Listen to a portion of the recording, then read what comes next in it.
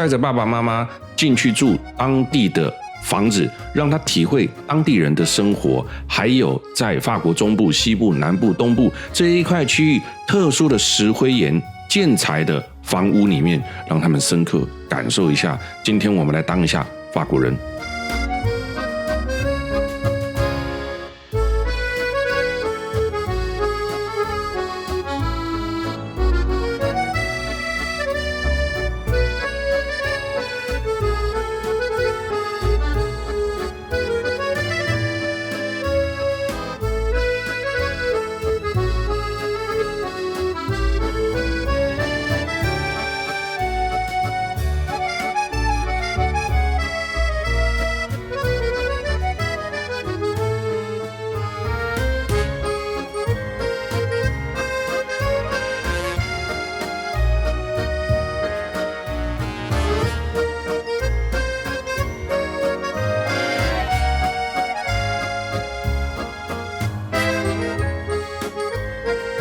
你知道在欧洲的法国有很多的山城吗？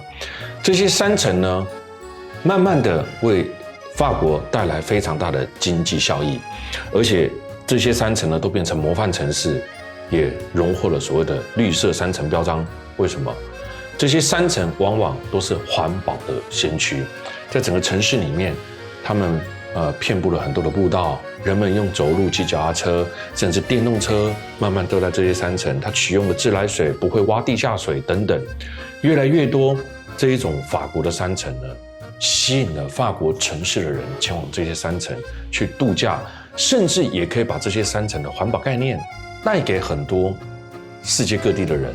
所以，我们今天就前往法国的山城城市，来看看法国山城有什么迷人之处吧。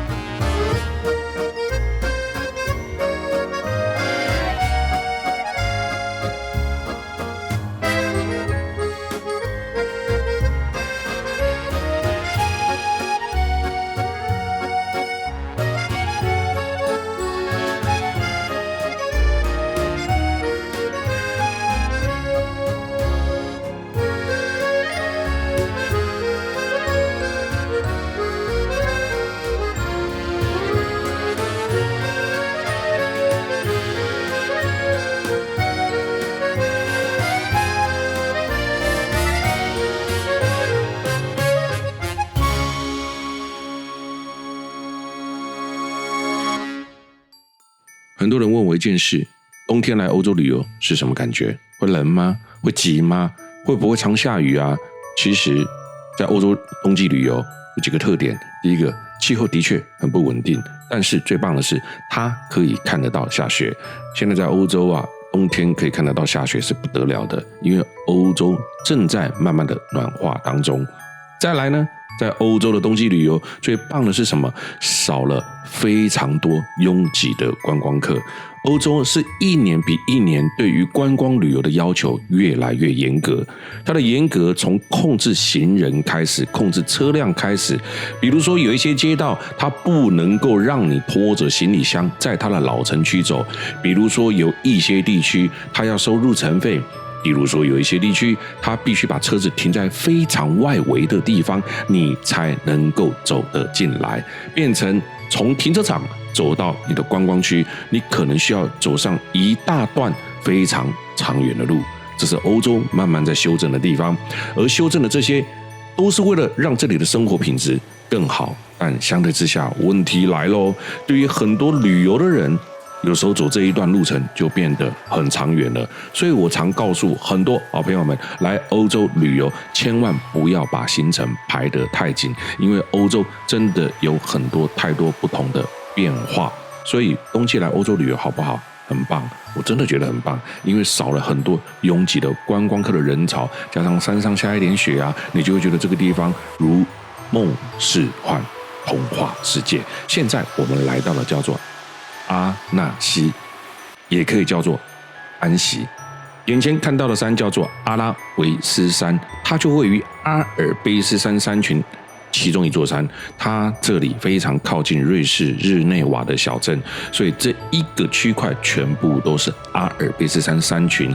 这个阿纳西也叫安息，是欧洲保存最完整的中古世纪小镇之一。你光看到它的河水，你都很想用你的保特瓶去把河水装起来喝上一口，太美。坐落法国第2大淡水湖的安息湖就在这里。这个小镇呢，全部都以这个运河贯穿的全镇，它太美，完美的呈现了整个法国中古世纪的建筑。小桥流水就穿梭在这一座老城当中。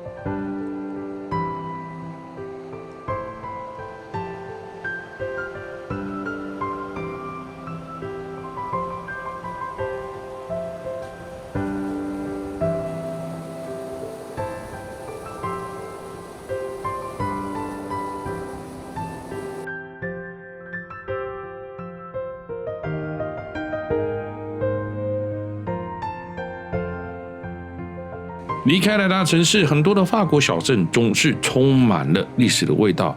500-600年以上的教堂，不是一间呐，是到处可以见呐。而且这个小镇呢，充满了浓厚的历史气息。这里叫做小岛宫，前面呢叫做提乌运河，这个运河就贯穿了整个安息的旧城。前面的小岛宫，它曾经是公爵的住所，它也曾经变成监狱过，它也曾经是法院。反正不同的时代，它就有不同的功用。现在是安息的历史博物馆，也叫做安纳西，法国最美丽的乡村城镇之一。在这里是阿尔卑斯山地区的湖边小镇。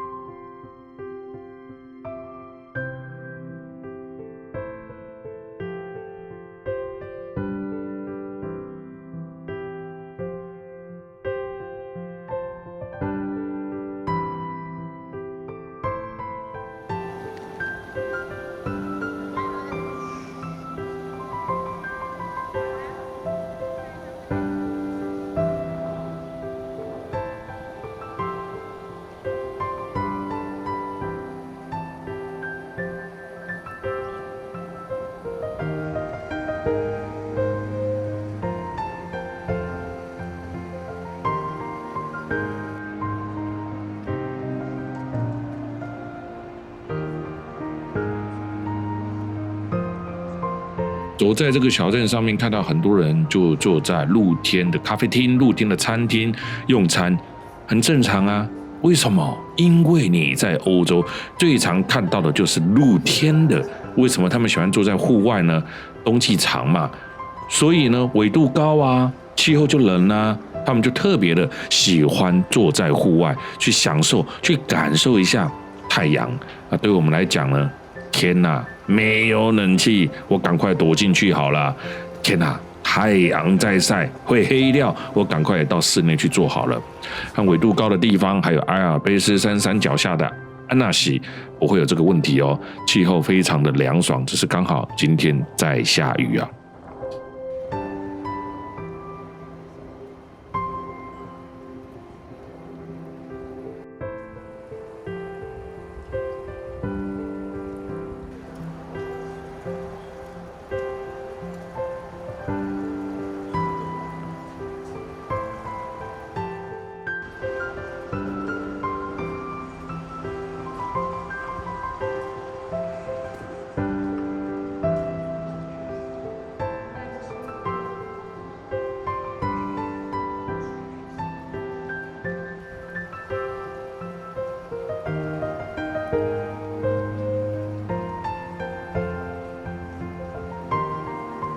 安纳西它最大的特色就是走在这些小镇里面，这些小镇很多人把它称为叫做威尼斯，不，我不觉得，我觉得它是道道地地的法式小镇。阿尔卑斯山下的小镇，那这些湖水非常非常的干净。来到这边，旅客在做什么？他们来到这边呢，吃当地的料理啊，鹅肝酱啊、松露啊、细食啊等等。坐在其中一家小店，现在很多店都没有开。老外就是这样，老外啊，其实很简单，他们就是这样子。如何？很糗吧？今天下雨，所以很多店都没有开，非常值得一游啊！光走到街道上面啊，就非常的幸福。光走到这条路上面啊，就觉得哇，旅游怎么这么好玩？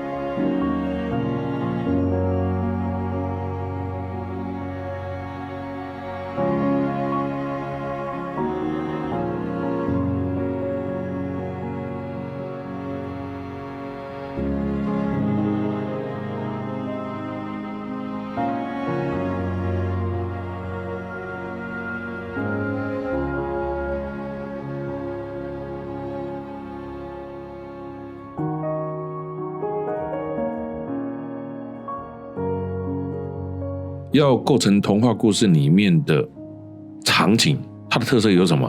第一个，房子要够老啊，不是人够老啊，是房子要够老啊。第二个，房子要有特色啊。第三个，这些房子啊，色彩呢要很缤纷，这种缤纷还要很柔和，还要搭配得上。安纳西它就具有这个特色，它简直就是梦幻场景之一啊！就在阿尔卑斯山山脚下旁边的安息湖，法国的第3大湖。湖水清澈到不行啊，湖水非常的干净，感觉不只可以生饮啊，更想要看到有很多的美女脱光光跳下去啊，裸泳，哎呦，这个法国人最喜欢裸泳了。而这湖水的颜色也非常特别，这湖水的颜色美丽到不知道怎么去形容它的颜色。湖泊在18000年形成，它也就是阿尔卑斯山山上的雪水融化下来，而湖泊的河流就贯穿了整个安纳西老城区里面，所以非常特别、非常美丽的景色就出现在你的眼前了。